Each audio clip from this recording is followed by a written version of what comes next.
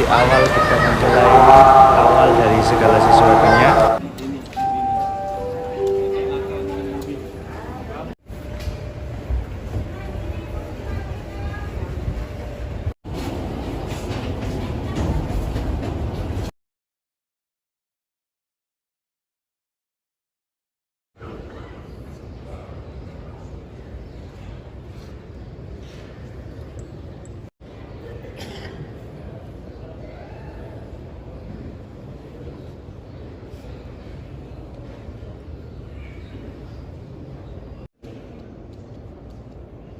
فبعث الملك إليه غلاما يعلمه السحر خليفة لهذا السحر عند الملك، لكن الله عز وجل هيأ لهذا الغلام في نفسه خيرا، وهيأ أيضا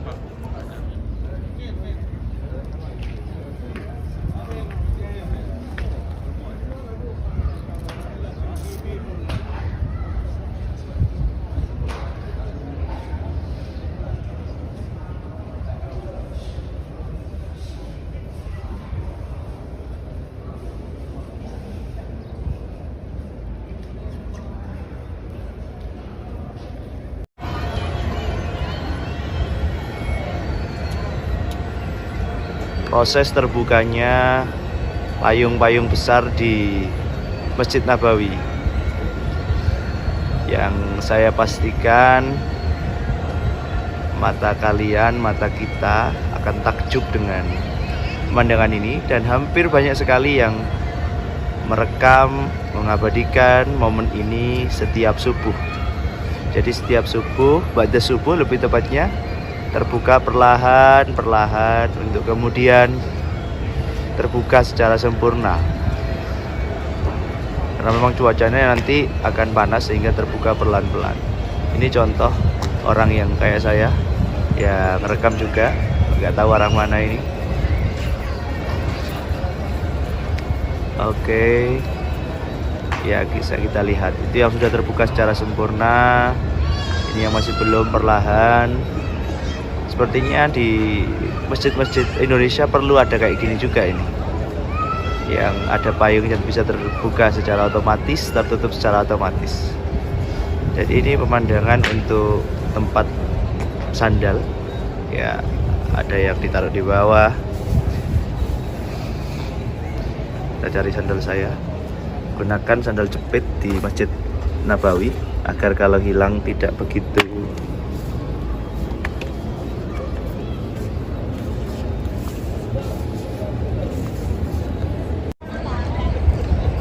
ya.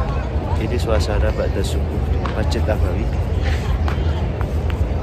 Saat ini kita mau kembali ke hotel untuk sarapan, karena memang setiap ba'da subuh agendanya adalah sarapan.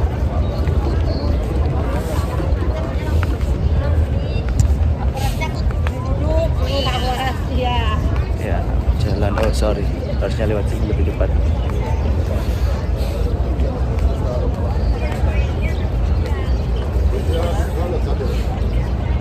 Ya, kita lihat jalan kiri kemana ke sana. Jadi yang harus dihafalkan di sini adalah pintu atau gerbang, karena ada banyak gerbang. Ini saya keluar di gerbang 316 atau 316. Kalau pintu yang sering saya lewati untuk di masjidnya, pintu nomor 7 atau nomor 8. Itu pintu yang memang cukup paling terdekat dengan masjid, dengan hotel yang saya tempati. Itu. Jadi cocok untuk orang yang suka jalan di sini. Pintu 316. Makam Bakek ke arah kanan kalau ingin ke arah Bakek.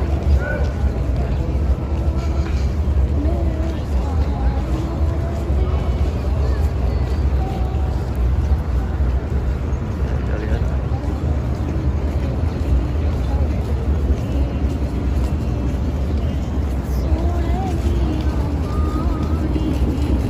Ya barusan ada yang nyanyi India. Mungkin untuk anaknya agar cepat tidur. Ini pintu gerbang saya untuk menuju ke hotel.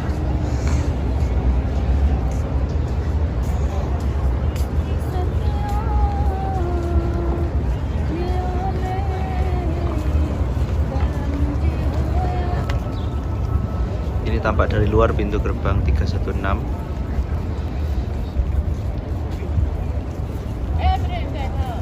Dan ini perjalanan saya menuju ke hotel.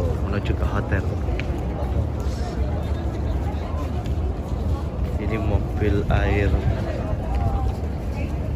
Zam-Zam atau bukan? Mungkin.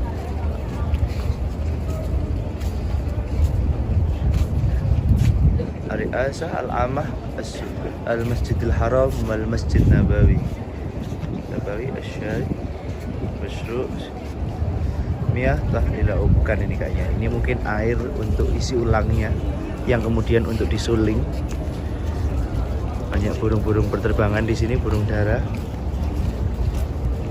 Oh, ini yang bikin semua orang rindu dan selalu kangen untuk bisa ada di Masjid Nabawi.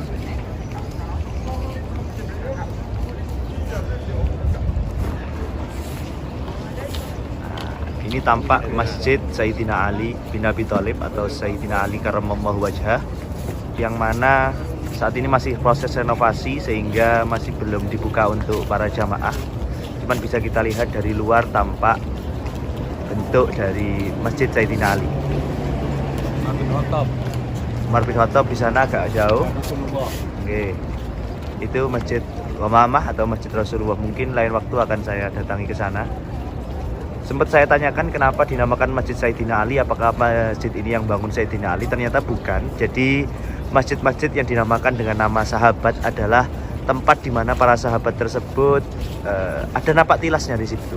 Entah itu dalam peperangannya, entah dalam proses sejarah yang lain, sehingga kemudian dinamakan Masjid Sayyidina Ali bin Abi Thalib.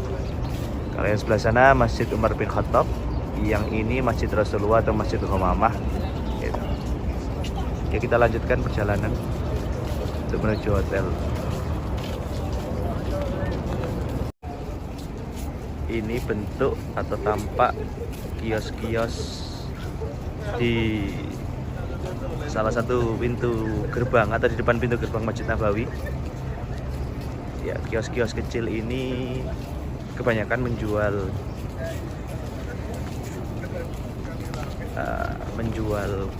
seperti siwak, kemudian ya kebutuhan untuk ibadah. Siwak kebanyakan memang yang dijual di sini. Amanah Mantiqah Al-Madinah Al-Munawwarah.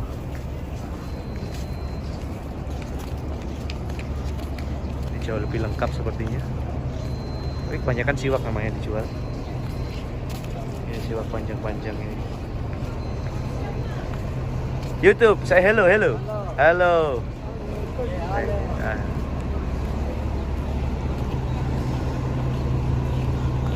Dan ini untuk yang bagian bersih-bersih. Hampir di sepanjang jalan ada yang bersih-bersih.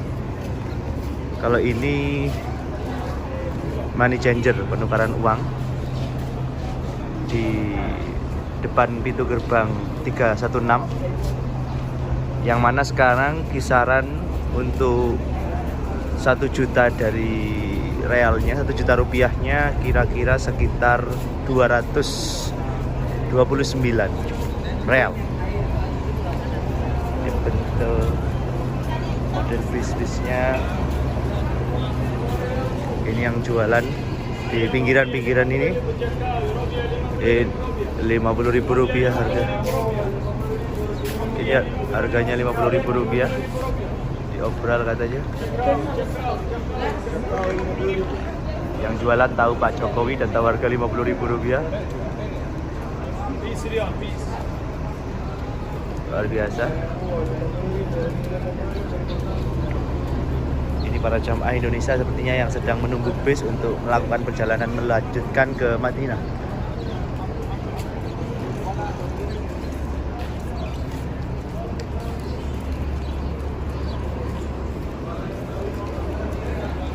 Jadi di bawah lantai 1 sendiri ini ada banyak sekali toko-toko yang kemudian di atasnya ada hotel, sehingga ini ada beberapa hotel yang berjejer di sini. Beberapa titik disediakan tempat minum seperti ini. Ini hampir sama juga dengan yang ada di Masjid Nabawi, cuman ini hanya satu titik ini untuk minum, air minum. Tapi kemungkinan airnya ada air sulingan. Ini bentuk-bentuk hotel. Jadi ada beberapa hotel yang berjejer di sini, yang menurut saya kualitasnya sudah bukan cukup ya, bagus ya untuk ukuran hotel bintang 3. Ini hotel-hotelnya.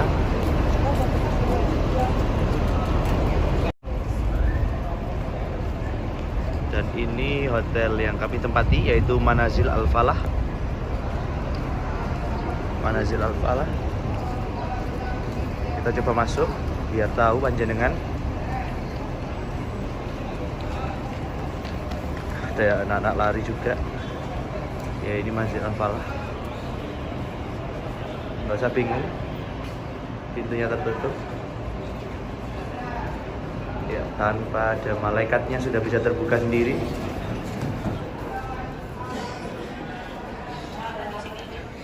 Kita lihat ini resepsionisnya, yang mana ada beberapa foto dari keluarga kerajaan. Ya, kalau di Indonesia fotonya Pak Jokowi dan Pak. Kita naik tangga untuk menuju coffee shop atau restorannya. Tapi untuk kita naik kamar, di sana ada lift, kurang lebih ada 5 lift.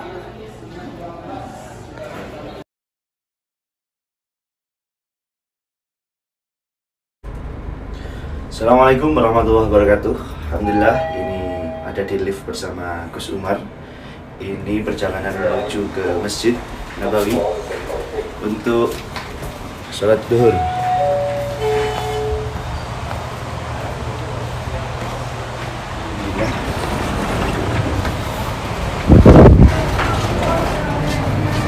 Ini bentuk dari luar hotel kita menuju ke Nabawi. Nampak dari atas, di kanan kiri, khususnya di kanan ada beberapa toko.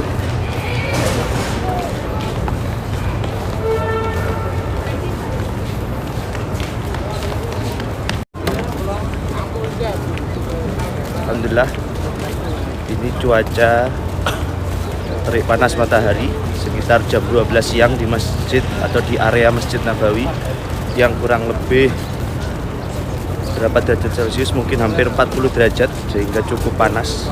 Oleh karena itu sangat dianjurkan ketika di sini menggunakan pelembab sekaligus hand body yang memang sudah banyak disediakan di beberapa toko farmasi yang ada di sekitar Masjid Nabawi.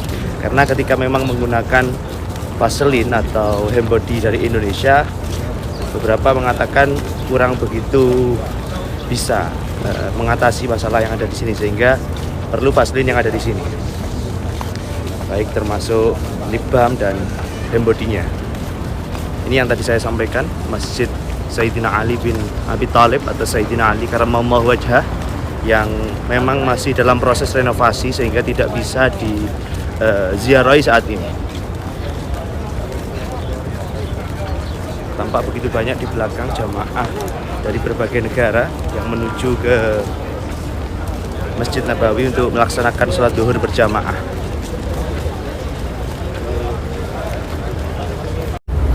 Ya, inilah tampak para jamaah menuju ke Masjid Nabawi yang melewati pintu gerbang 316. Seandainya Indonesia ada salah satu masjid saja yang kemudian bisa jamaah zuhurnya seperti ini, ya tidak harus semuanya lah, paling tidak satu desa semangat begitu. Luar biasa.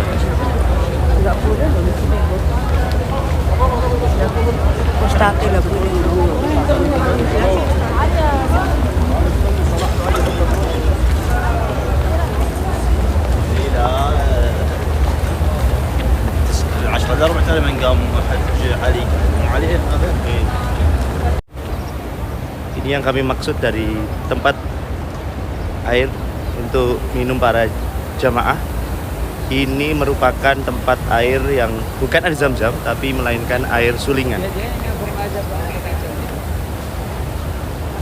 Jadi para jamaah tidak usah bingung ketika memang tidak membawa air atau haus, karena sudah disediakan tempat untuk minum air.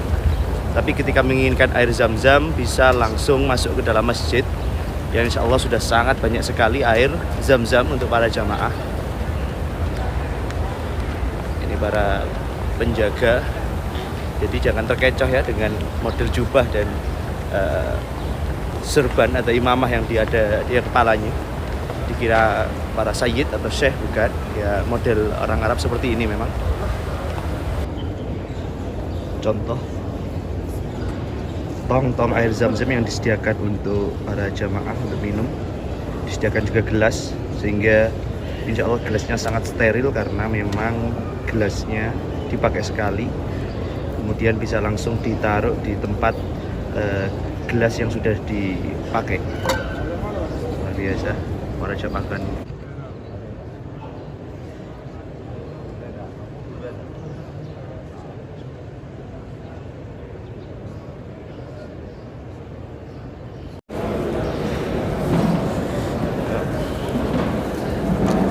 Perjalanan dari masjid keluar untuk menuju ke hotel lagi, karena jam ba'da zuhur untuk kebanyakan travel termasuk hotel adalah waktu di mana para jemaah melaksanakan makan siang. Selain memang jadi penggunaan serban ini untuk laki-laki bisa digunakan sunnah pastinya. Jadi memang untuk sunnah karena Nabi menggunakan imamah, tapi juga sebagai penutup kepala karena memang terik matahari, sengatan matahari jika langsung mengenai kulit, khususnya kulit wajah, akan terasa cukup membakar, sehingga perlu penghalang, penutup, yang mana serban ini sangat-sangat membantu. Oleh karenanya saya anjurkan kepada para jamaah untuk membeli serban, tapi jangan dari Indonesia, melainkan beli di sini saja dengan harapan mencari barokah dari tanah Haramain, sekaligus bisa menjadi kebanggaan ketika pulang nanti. Cuacanya sangat panas sekali, bisa dilihat cuacanya sangat panas, sehingga penggunaan serban ini sangat-sangat efektif sekali. Dan pastikan memang harus membawa sandal jepit, jangan beli di sini karena cukup mahal di sini. Beli sandal jepit, membawa sandal jepit dari Indonesia, karena memang di Madinah maupun Mekah ketika kita umrah atau haji akan sering berjalan kaki. Oleh karena itu penggunaan ini akan sangat-sangat membuat kita jauh lebih nyaman. Alhamdulillah ini sudah ada di bagian yang cukup dingin.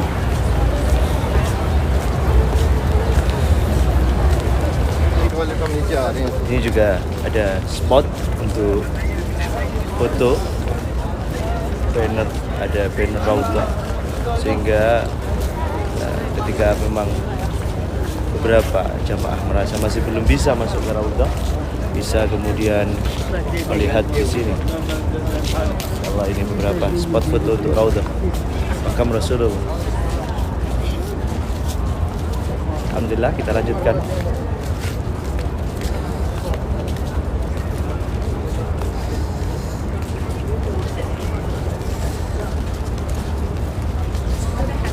Cuacanya cukup panas sehingga perlu juga membawa dan memastikan membawa salam bawa kacamata hitam. Kacamata hitam ini sangat penting untuk menahan dari sinar matahari ya, karena mata kita tidak akan mampu ketika langsung berhadapan dengan sinar matahari, sehingga akan sangat efektif menggunakan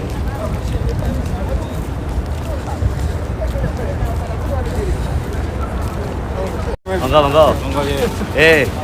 Assalamualaikum, salam. Lah, mantap kesan ketinggalan kok. Lah. Sama rombongan ya. Salam, Beb.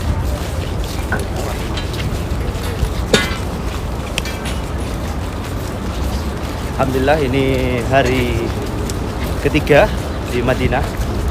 Insya Allah akan berangkat ke Raudhah, karena memang untuk kali ini Raudhah tidak seperti tahun-tahun sebelumnya, sehingga harus ada tasreh. Tasreh ini surat izin yang mana dari PT atau dari travel hanya menyediakan satu kali untuk para jamaah. Dan apabila jamaah ingin lanjutkan, ingin berkali-kali ke sana, bisa menggunakan aplikasi Tamarna.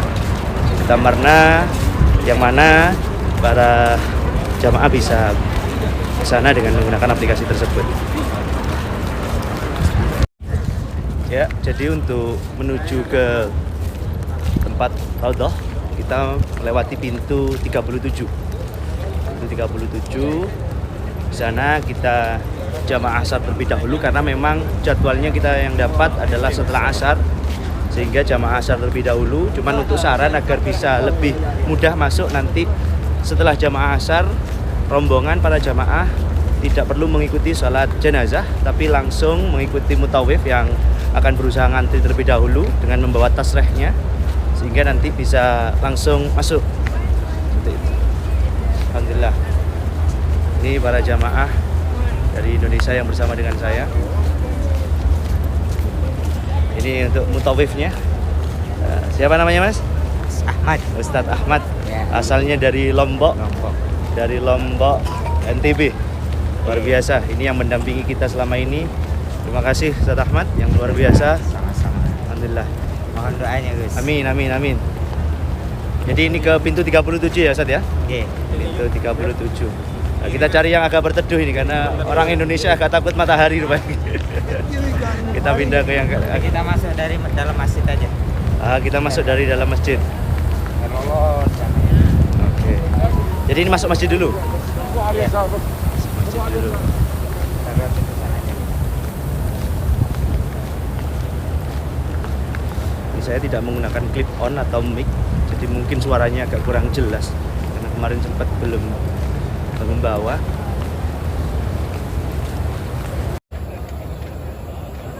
Prosesi masuk Raudhah yang sekarang menggunakan tasreh ini cukup ngantri, bukan lumayan banyak untuk sore ini.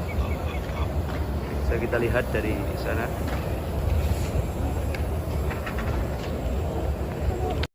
Posisi ngantri untuk masuk Raudhah dengan ada beberapa polisi atau askar yang memang sangat ketat penjagaannya. 367 gerbang 367 ada di sini. 367 gerbang. Beda lawang Ini tampak antrian dari para jamaah berbagai negara masuk ke Raudhah. Jadi setelah mengantri berdiri di sebelah sana, cukup jauh dari sini, kemudian masih harus antri lagi dengan cara duduk untuk mengantri, sehingga memang banyak yang menyarankan bahwasanya perlu benar-benar persiapan, termasuk persiapan fisik, dan kemudian berangkat jauh lebih awal pada saat waktu masuk raudhah yang ditentukan, sehingga tidak telat dan bisa mendapatkan posisi yang jauh lebih nyaman di antrian yang pertama.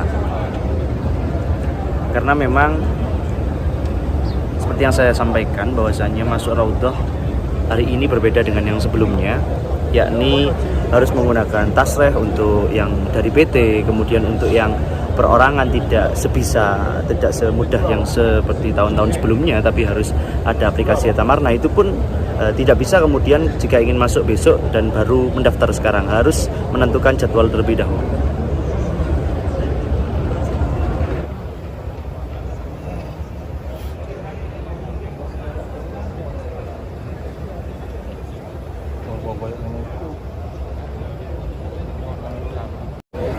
Ini tampak proses para jamaah menunggu antrian untuk masuk ke dalam raudhah. Posisinya sedang duduk mengantri, jadi ini yang pertama, kemudian ini mungkin dari kami yang ada yang kedua.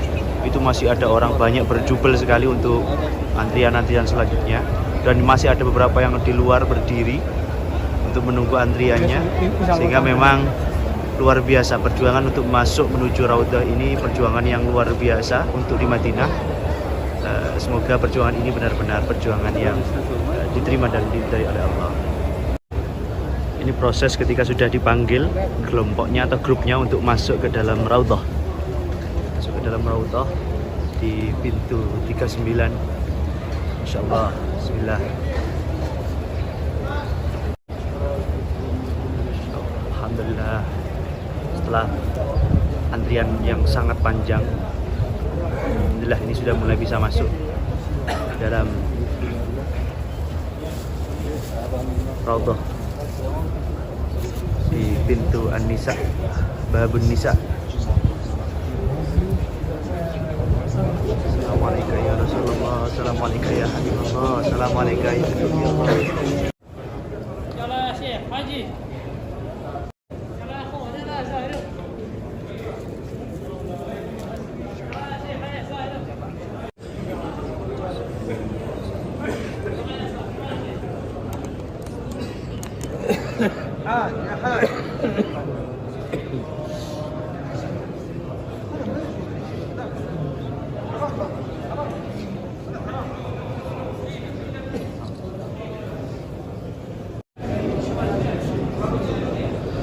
Ini makam Rasulullah dengan bacaan antriannya.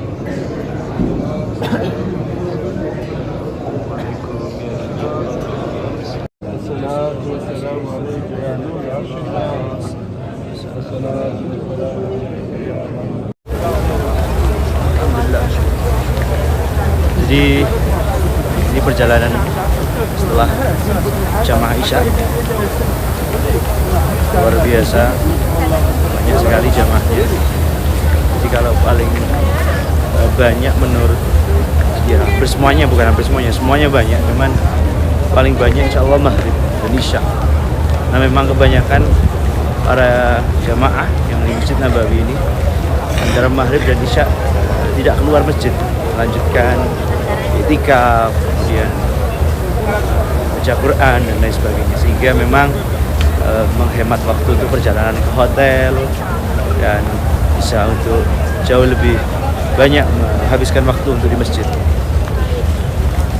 Jika ada pertanyaan untuk bagaimana cara penggunaan SIM card-nya, di sini ada jualan kartu SIM card, yang mana penggunaan SIM card Arab. Kan tapi kalau memang mau tetap menggunakan kartu yang ada di Indonesia, bisa menggunakan kartu Telkomsel salah satunya, yang kemudian diaktifkan paket internet roaming terlebih dahulu. Meskipun ada sedikit perbedaan harga.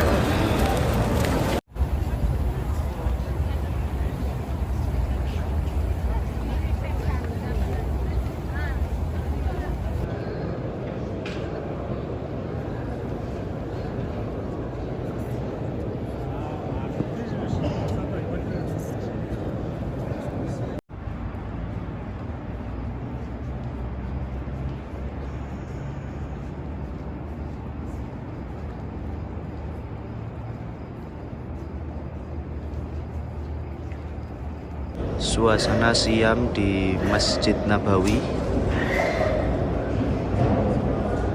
Jadi ada bagian satu atap yang bisa terbuka sendiri, yakni ada di atas ini. Biasanya setelah sholat akan terbuka dan nanti akan tertutup kembali secara otomatis. Biasanya dibuka ba'da zuhur dan ba'dal asar.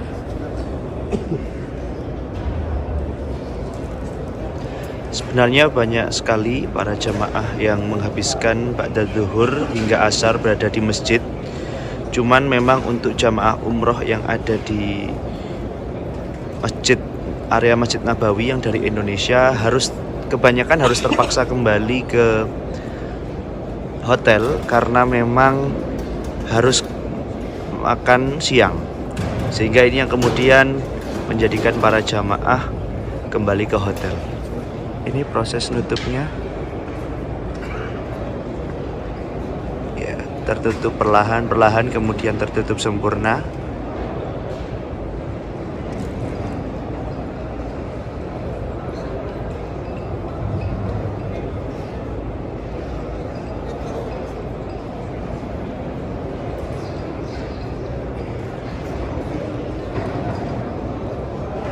Ya, alhamdulillah tertutup. Meskipun saya masih belum paham kenapa terbuka sebentar dan kemudian ditutup kembali. Maksud dan tujuannya masih kurang paham. Alhamdulillah akhirnya jas An-Nadiriyah bisa saya bawa ke Masjid Madinah, yang mana harapan dari saya membawa jas An-Nadiriyah ini, yang mempunyai jas An-Nadiriyah ini bisa juga segera menyusul, bisa ke ziarah tanah suci Makkah Madinah. Alhamdulillah ini. Meskipun terlihat sangat mencolok ya, karena memang jas An-Nadiriyah ini warnanya biru yang menyala, sedangkan para jamaah yang ada di sini kebanyakan rata-rata jarang menggunakan warna-warna yang mencolok, kebanyakan putih sama hitam, sehingga ketika saya menggunakan jas An-Nadiriyah yang warna biru mencolok ini sangat terlihat mencolok sekali dan terlihat jelas sekali. Cuman ide aja tanpa malu, karena memang dalam rangka untuk mencari keberkahan agar jas ini barokah, dan juga yang mempunyainya dengan logo An-Nadiriyah ini, jas biru ini bisa segera menyusul ziarah Mekah Madinah. Amin, amin. Ini adalah pemandangan kota Madinah dari atas hotel, yang mana di sana kita bisa melihat ada menara Masjid Nabawi. Sekitar waktu menunjukkan jam 5 lebih, sehingga sudah mulai banyak para jamaah untuk melakukan perjalanan menuju Masjid Nabawi.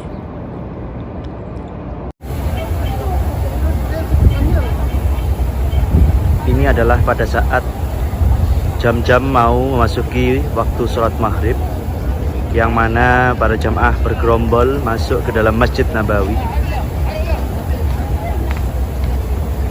Ini cukup menarik, ada para jamaah yang diusir oleh askar karena duduk di bawah, tidak segera masuk.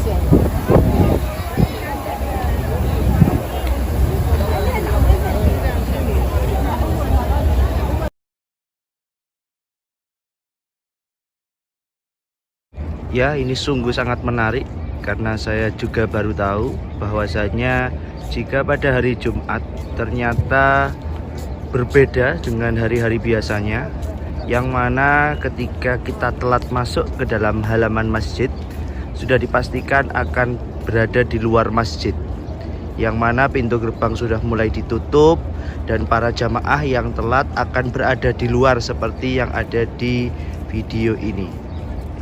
Bisa kita lihat betapa banyaknya jamaah yang harus terpaksa sholat di bawah terik matahari yang sangat-sangat luar biasa panas.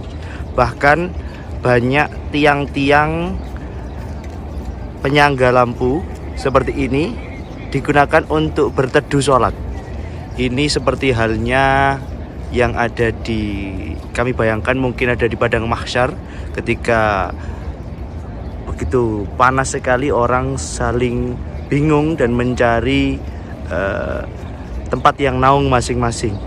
yang mana insya Allah para umat Nabi Muhammad yang benar-benar mengikuti sunnah Nabi Muhammad insya Allah akan mendapatkan naungan yang luar biasa dari Muhammad atau syafaat Nabi Muhammad. Ini tidak terkecuali saya yang sekarang memang agak telat sehingga harus terpaksa ada di luar dan tidak bisa masuk ke halaman masjid, dan terpaksa mungkin harus sholat di balik tiang ini untuk mencari tempat yang berteduh. Ya, ini saya juga sedang berteduh di balik tiang, bahkan ada juga jamaah yang mencari teduhan, naungan di bawah bayang-bayang dari pijaran lampu yang ada di atas. Ini bersama orang-orang yang tidak kami kenal juga, berpindah-pindah. Ya, karena memang cuaca sangat luar biasa panas di Madinah ketika jam-jam memasuki jam sholat duhur seperti ini, sekitar jam 12. Luar biasa. Oleh karena itu, saran dan catatan untuk para jamaah yang akan melaksanakan umrah khususnya pada hari Jumat agar jauh lebih awal ketika berangkat sholat duhur agar tidak merasakan apa yang saya rasakan hari ini. Akan tapi ini menjadi pelajaran yang luar biasa buat saya, karena akhirnya ketika saya nanti berangkat insya Allah ke Makkah Madinah lagi agar jauh lebih disiplin urusan berangkat sholat Jumat. Tidak seperti di Indonesia yang memang ya, apalagi yang rumahnya dekat dengan masjid. Jadi ketika dekat dengan masjid, kalau nggak qomat ya akan berangkat. Ini tidak berlaku ketika di Madinah. Kalau jenengan pakai metode itu di Madinah sudah dipastikan sholat di bawah terik matahari. Luar biasa. Tiang seperti ini saya kira hanya bermanfaat sebagai penerangan lampu, tapi pada prakteknya ketika hari Jumat dan pada waktu sholat Jumat, tiang ini bisa menjadi tempat untuk bernaung, untuk mencari bayangan dari tiang ini, dan digunakan para jamaah untuk mencari yang bernaung atau tempat yang teduh. Masya Allah, masjid sebesar ini tidak bisa menampung jutaan jamaah yang sangat antusias sekali melakukan ibadah sholat Jumat, sehingga saya heran sekali.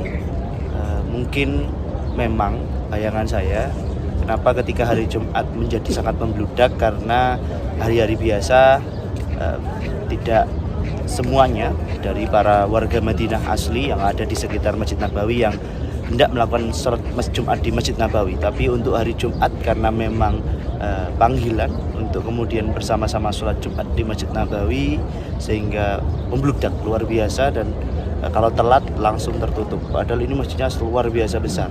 Ini saya sedang berada di depan, atau lebih tepatnya ada di barat Masjid Nabawi yang saat ini menjadi tempat pelataran luas yang mana akan menjadi tempat pelebaran masjid.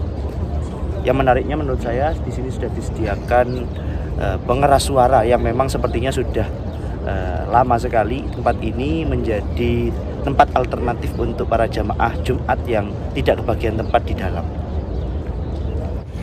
Bahkan tempat di mana saya menunggu atau sholat Jumat ini, saya berada di depan taman, di depan sebuah tempat yang sangat bersejarah yang disebut sebagai Sakifah.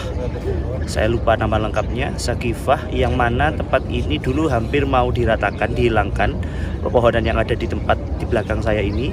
Cuman kemudian tidak jadi karena merupakan tempat yang cukup sangat bersejarah. Tempat di belakang ini merupakan tempat di mana Khalifah Abu Bakar bin Siddiq dilantik menjadi pengganti dari Sayyidina Muhammad SAW, sehingga tempat ini sangat bersejarah, luar biasa. Ada pepohonan di belakang.